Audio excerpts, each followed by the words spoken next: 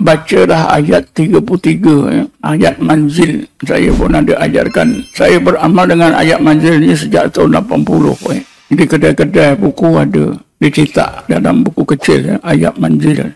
Ayat manzil itu memang saya temui keterangannya dalam satu kitab yang dikarang oleh seorang ahli hadis di India, Syekh Abdullah Dihlawi. Kitabnya bertitle Al-Qaul Al-Jamil dalam bahasa Arab. Dalam kitab Al-Qaul Jamil ini diterangkan oleh Syekh Abdullah Dihlawi bahawa ayat 33 atau manzil ini memang Rasulullah ajarkan kepada Sayyidina Umar. Dan di dalam kitab itu diterangkan oleh Syekh Abdullah Dihlawi ada 3 kelebihan yang asas. Pertama, daripada ancaman sihir. Kedua, makhluk-makhluk halus, jin dan syaitan. Yang ketiga, daripada ancaman manusia, kejahatan manusia. Itu yang diterangkan. Bila saya amalkan ini, bila saya mula mengumbat orang, memang banyak kelebihannya. Bila saya baca ayat ini, orang yang terkena sihir itu dengan sendiri jadi tak sedar. Hingga saya boleh berdialog dengan jin di dalam. Kadang-kadang saya tak baca pun. Saya pegang tubuh dia. Pesakit itu dia akan tak sedar. Contohnya, seorang ibu dibawa oleh keluarganya. Dia tunjukkan jari-jari tangan ni semua biru.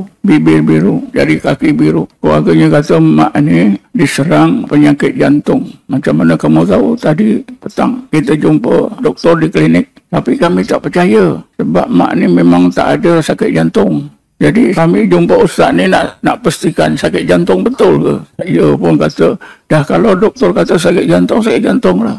Betul ustaz, tapi tolonglah tengok. Entah macam mana.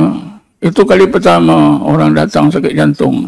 Saya pun cakap, boleh tak saya pegang bahu kiri mak awak? Boleh. Bila saya pegang tuan-tuan, makcik ini umur kira-kira dalam awal 50-an. Dia tak sedar lalu bercakap-cakap sakit. Siapa kau ni? Disebutlah nama perempuan yang buat sihir. Sipulan.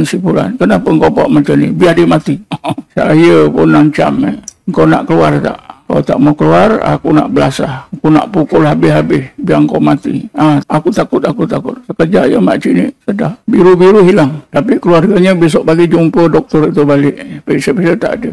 Lalu keluarga tu bawa lagi. Dia ucapkan terima kasih. Itu di antara kelebihan ayat 33 tu. Saya pun tak tahu, saya baca saja. Guru saya ajar, suruh baca, saya baca. Dan itulah ayat-ayat yang menjadi asas perubatan saya, ayat 33. Selain daripada itu, ayat kursi tuan-tuan. Dalam itu pun ada ayat kursi. Tapi ayat kursi ini memang istimewa lah.